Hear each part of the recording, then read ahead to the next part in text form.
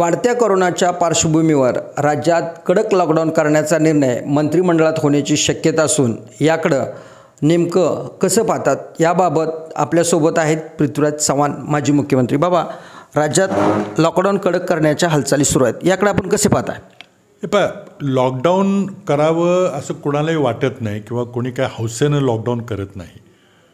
पण ज्या प्रकारे देशात कोरोनाची दुसरी लाट आणि कोरोना विषाणूमध्ये होणारा बदल, ज्याला ट्रिपल म्युटंट म्हटलं जातं आहे, तिहेरी बदल झालेला जो नवीन विषाणू आहे, याच्या पार्श्वभूमीवर देशात नव्या रुग्णांचा दररोज सापडणाऱ्या नव्या रुग्णांचा उच्चांक होतो आहे.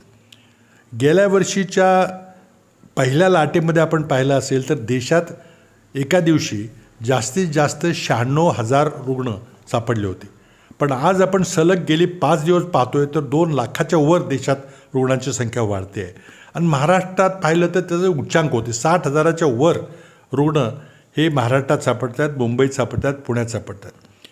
मुंबईची टोटल संख्या आणि पुण्याची संख्या इतर किती राज्यांच्या अखंड संख्येपेक्षा जास्त आहे. आणि दुर्दैवाची गोष्ट अशी आहे की आज मृतांची संख्येचा आकडाही फार वेगानं वाढतो आहे. आता यावर उपाययोजना काय? तर लसीकरण करणे ही एकमात्र उपाययोजना आहे. आपल्या देशाची लोकसंख्या जवळजवळ 145 कोटी आहे. त्यातली 18 वर्षाच्या वरच्या लोकांची किती आहे, 45 वर्षाच्या वयाच्या पेक्षा जास्त किती लोकांची, हे सगळे आकडे आपल्याकडे उपलब्ध आहेत. आपल्या देशामध्ये 2 कंपन्या लस तयार करतात. एक लस ब्रिटनच्या ऑक्सफोर्ड युनिव्हर्सिटी आणि ब्रिटनच्या ॲस्ट्राझेनिका या कंपनीच्या सहकार्याने पुण्याच्या सिरम इन्स्टिट्यूटने केलेली आहे. त्यांच्या करारामध्ये सिरमनी तयार केलेला काही प्रमाणातली लस ही परत मायदेशी पाठवण्याकरता त्या करारामध्ये तरतूद आहे. म्हणजे परत इंग्लंडला काही टक्के पाठवली पाहिजे. दुसरी कंपनी भारत बायोटेक आहे. आत्ता आपल्याकडे समोर आलेलं आहे, जरी केंद्र सरकार भारतात निर्माण केलेली लस असा जरी उल्लेख करत असलं आणि आपली पाठ थोपटून घेत असलं तरी या दोन्ही लसीला लागणारा कच्चा माल हा परदेशातून अमेरिकेतून येतो ना. अमेरिकेने तो कच्चा माल पुरवला नाही तर भारतात लस तयार होऊ शकणार नाही, हे वास्तव आज पुढे आलेलं आहे. आणि एका बाजूला लसीकरण हा जो उपाय आहे तो फार लवकर जलद रीतीने सर्व लोकांचं किंवा पर्याप्त मात्रामध्ये लसीकरण होईल याची काही शक्यता वाटत नाही. अनेक तज्ज्ञांनी सर्व घटकांचं लसीकरण करायला 1 वर्ष, 1.5 वर्ष, 2 वर्ष लागतील असं भाकीत केलेलं आहे, कारण आपली उत्पादन क्षमताच कमी आहे. केंद्र सरकार आत्ता जागं झालं आहे आणि परदेशात विशेषतः अमेरिकेमध्ये ज्या 3 कंपन्या त्यांनी लस केलेल्या आहे, रशियामधली एक कंपनी आहे त्यांनी लस केलेली आहे, आणि मग चीन वगैरे इतर अनेक राष्ट्रांनी लस तयार केली आहे. त्यांची लस आयात करून मग आपण लसीचा पुरवठा वाढवावा अशी एक कल्पना पुढे आलेली आहे. आणि आपल्या देशाच्या नियमाप्रमाणे कुठलीही नवीन औषध किंवा लस जर वापरायची असेल तर आपल्या देशाच्या नागरिकावर त्याची चाचणी झाली पाहिजे, ह्युमन ट्रायल झाल्या पाहिजेत. पण ती अट आपण आता शिथिल करायचा निर्णय घेतला आहे. त्या आधीच निर्णय घेतला असता तर बरं झालं असतं, पण आत्ता निर्णय घेतला आहे. पण त्याकरता या परदेशी कंपन्याने भारत सरकारकडे अर्ज केला पाहिजे. आता आणखी कटू सत्य पुढं आलेले की अजून कोणीच आपल्या भारतामध्ये लस विकण्याकरता अर्ज केलेला नाही.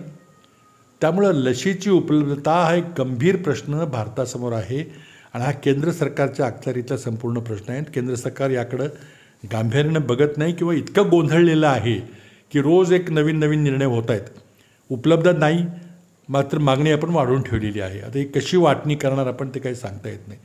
आणि त्यामुळं रोगावर उपाय करण्याकरता लसीकरणाचा जो पर्याय आहे तो कितपत यशस्वी होईल किंवा कितपत प्रभावी ठरेल याबद्दल शंका आहे. मग दुसरा उपाय आपल्याकडे फक्त लॉकडाऊनचा राहतो. आणि म्हणून नाईलाजाने राज्य सरकारला आणि केंद्र सरकारला, दिल्ली सरकारला, बेंगलोर सरकारला या सगळ्यांना आपापल्या राज्यामध्ये कमी जास्त प्रमाणात लॉकडाऊन करून परस्परातला संसर्ग रोखण्याचं काम हे सगळे करत आहेत. आज मंत्रिमंडळाची बैठक महाराष्ट्रात चालू आहे. एक जवळपास हा लॉकडाऊन करावं लागेल हा निर्णय झालेला आहे, कारण महाराष्ट्रातली संख्या देशात सर्वात जास्त संख्या आहे आणि मृत्यूंची संख्याही सर्वात जास्त आहे. अनेक लोकांचा नाहक बळी जातो आहे कारण ऑक्सिजन नाही, ऑक्सिजन बेड नाही आहे, रेमडेसिवीर इंजेक्शन मिळत नाही आहे. आणि त्यामुळं कुठंतरी आपली यंत्रणा कोलमडलेली आहे मग त्यावर आता उपाय काय, तर एक सोपा उपाय म्हणजे एक निर्णय घ्यायचा, पण त्याच्या लोकांना किती त्रास होईल त्याची कल्पनाच न केलेली बरी. तो उपाय आता केंद्र सरकार घ्यायला लागलेला आहे. मग त्याच्या मागं केंद्र सरकारचं आणि राज्य सरकारचं, सर्व शासनाचं, आपल्या सगळ्यांचंच एक संपूर्ण अपयश लटलेलं आहे की आपण ज्या पर्याप्त प्रमाणामध्ये वैद्यकीय सुविधा आपल्याला निर्माण करायला पाहिजे होत्या ते केल्या नाहीत.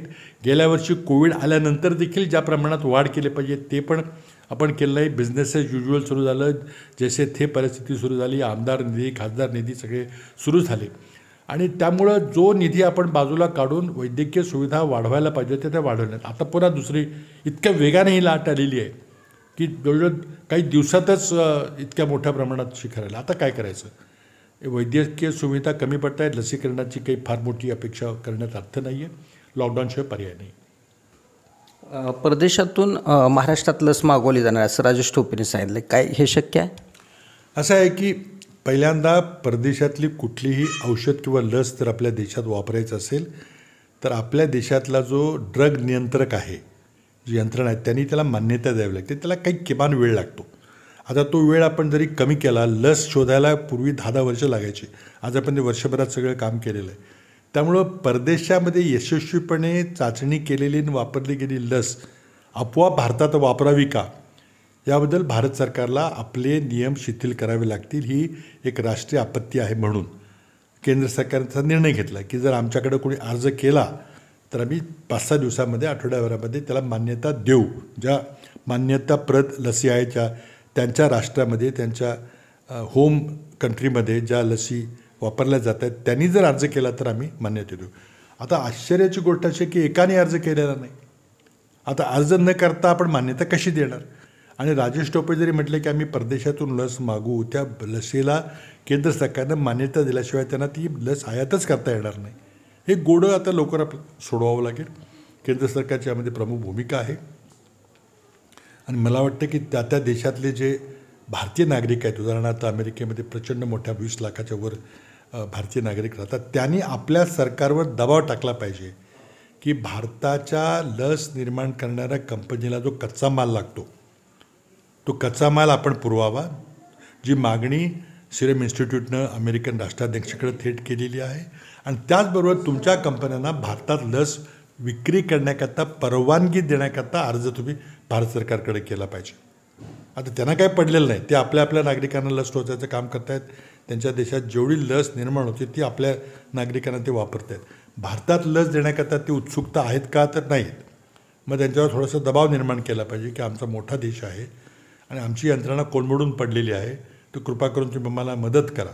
आणि अशा प्रकारे भारत सरकारने विनंती केली पाहिजे. भारत सरकारची विनंती दुसरी राष्ट्र ऐकतील का नाही मला माहीत नाही, पण तिथं असणारे भारतीय वंशाचे नागरिक आहेत त्यांचा दबाव मात्र पडू शकतो. देश संपूर्ण देश कोरोनाच्या संकटात आहे. अशा वेळेसुद्धा भाजपच्या नेत्यांना राजकारण सुचतं आहे. अमित शहा म्हणतात की महाराष्ट्रातलं सरकार लवकरच कोसळेल, काय सांगा? काय झालं की मोदी आणि अमित शहा आणि त्यांचे भारतीय जनता पक्षाचे सरकार आहे, त्यांचा या आजाराशी माणसं मरतायत, व्यवस्था कोलमडलेली, त्याचं काही घेणं देणं नाही. त्यांना फक्त सरकार कोलमडलं, निवडणुका जिंकणं आणि अबाधित सत्ता होऊन मोदींना हुकुमशहा म्हणून प्रस्थापित करणं यापेक्षा दुसरं त्यांच्यापुढं काही उद्दिष्ट राहिलेलं नाही आहे, हे स्पष्ट झालेलं आहे. आज देवेंद्र फडणवीसांनी खाजगी एका कंपनीवर दबाव आणून गुजरातमधल्या रेमडेसिवीरचा खाजगी साठा विकत घेतला, ते प्रकरण आपण पाहिलं. हे बेकायदेशीर आहे, त्यावर कायदेशीर कारवाई झाली पाहिजे.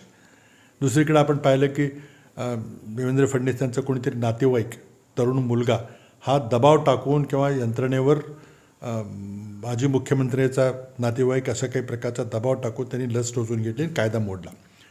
आता कायदा मोडला, त्यामध्ये ज्या वैद्यकीय अधिकाऱ्यांनी ती लस टोचली त्यांनाही जबाबदार धरलं पाहिजे.